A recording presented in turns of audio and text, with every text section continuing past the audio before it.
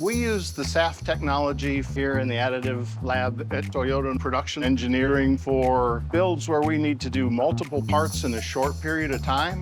We really like its integration into GrabCAD. We'll use the nesting components, allow the GrabCAD to do its work. We can do a dense build.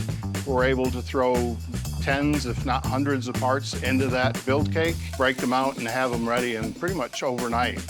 There were a number of factors that led us to select SAF for our production here. Some of those are the diversity of the materials, nylon 11, nylon 12, and polypropylene. We like the dimensional stability. We also like the single fluid as a consumable, and we like the fact that the heads in the machine are not a consumable.